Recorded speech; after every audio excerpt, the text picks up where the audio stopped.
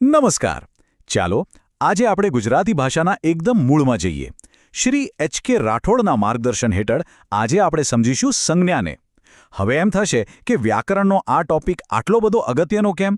કારણ કે સાવ સાદી ભાષામાં કહું તો સંજ્ઞા વગર આપણી વાતચીત શક્ય જ નથી.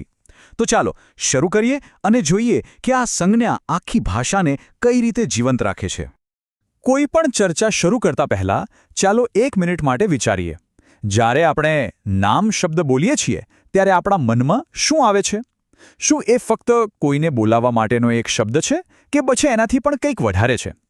અને બસ આ જ સવાલ આપણને સીધા આપણા આજના વિષય પર લઈ આવે છે. સંજ્ઞા, જેને આપણે નામ પણ કહીએ છીએ, એ ખરેખર આપણી ભાષાનો પાયો છે. જાણે કે એક મકાનનો પાયો હોય ને એના જેવું જ. અને બરાબર સમજી લીધું એટલે સમજો કે વ્યાકરણનો અડધો રસ્તો તો પાર. તો પછી સંજ્ઞા એટલે શું? એકદમ સિમ્પલ.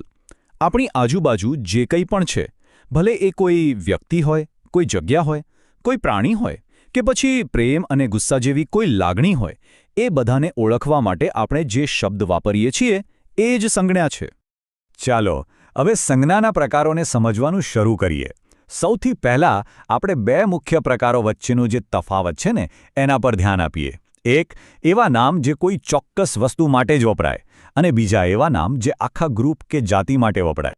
તો પહેલો પ્રકાર છે વ્યક્તિવાચક સંજ્ઞા. આમાં એક શબ્દ બહુ જ મહત્વનો છે, ચોક્કસ. આ એવા નામો છે જે દુનિયામાં ફક્ત એક જ વ્યક્તિ, એક જ સ્થળ કે પછી એક જ વસ્તુ માટે વપરાય છે. એ એને બીજા બધાથી એકદમ અલગ પાડે છે. જુઓ, આ ઉદાહરણો જુઓ. રમેશ કહીએ તો કોઈ ખાસ છોકરાની જ વાત થાય છે. ગિરનાર કહીએ તો એ ગુજરાતનો કોઈ પણ પર્વત નથી, પણ એ એક જ ચોક્કસ પર્વત છે.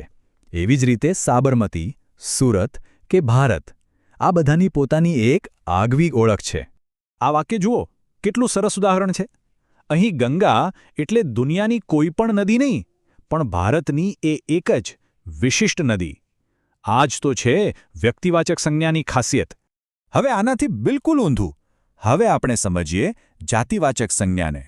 આ કોઈ એક ચોક્કસ વસ્તુ માટે નથી વપરાતી, પણ એના જેવા બીજા ઘણા બધાને આવરી લેતા આખા વર્ગ કે ગ્રુપ માટે વપરાય છે. એટલે કે એક સામાન્ય નામ.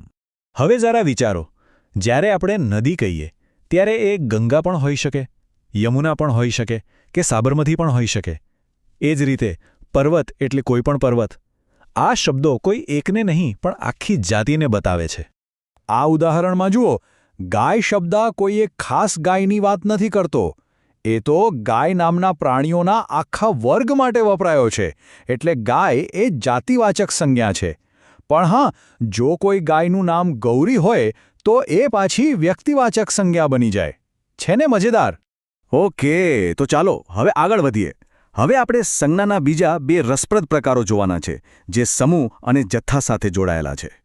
સમૂહવાચક સંજ્ઞા એટલે કે ઘણા બધા લોકો કે વસ્તુઓ ભેગા થઈને એક ગ્રુપ બને અને એ આખા ગ્રુપનું એક જ નામ. ભલે એમાં સભ્યો ઘણા હોય પણ નામ તો એક જ. જેમ કે ટોળું એ ઘણા લોકોનો સમૂહ છે, લશ્કર એ હજારો સૈનિકોનો સમૂહ છે અને જુડો એ ઘણી બધી ચાવીઓનો સમૂહ છે. આ બધા શબ્દો એક આખા જૂથને એક યુનિટ તરીકે બતાવે છે. અહીંયા એક મજાની વાત છે, ધ્યાન આપજો. આ વાક્યમાં જુડો શબ્દ એક વચનમાં વપરાયો છે, ભલે એમાં ચાવીઓ ઘણી બધી હોય. આપણે એમ કહીએ છીએ કે જુડો છે, જુડા છે એવું નથી કહેતા. આ જ તો સમૂહવાચક સંજ્ઞાની ખાસિયત છે. ચાલો હવે જોઈએ દ્રવ્યવાચક સંજ્ઞા. આને ઓળખવાની એકદમ સહેલી રીત છે.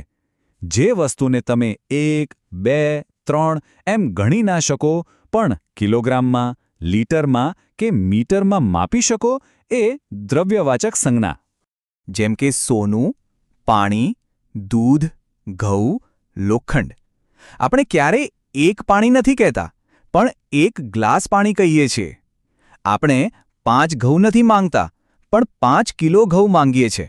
બસ આ જ છે દ્રવ્યવાચક સંજ્ઞા. આ વાક્યમાં પણ એવું જ છે. દૂધ શબ્દ એક પ્રવાહી પદાર્થ તરીકે વપરાયો છે. એનો જથ્થો માપી શકાય પણ ગણતરી ન થઈ શકે. આ જ દ્રવ્યવાચક સંજ્ઞાનો મૂળભૂત કોન્સેપ્ટ છે. અત્યાર સુધી આપણે જે પણ સંજ્ઞાઓ જોઈ એ બધી એવી હતી જેને આપણે જોઈ કે અડી શકતા હતા. પણ હવે વાત કરીએ એવી સંજ્ઞાઓની જેને આપણે ફક્ત અનુભવી શકીએ છીએ અથવા તો જે ક્રિયાઓના નામ છે. આ છે ભાવવાચક સંજ્ઞા.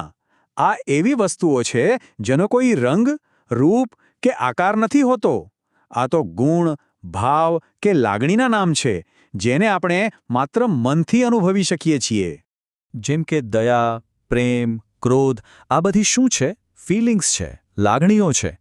મીઠાશ એ સ્વાદનો ગુણ છે અને ગરીબી એક અવસ્થા છે.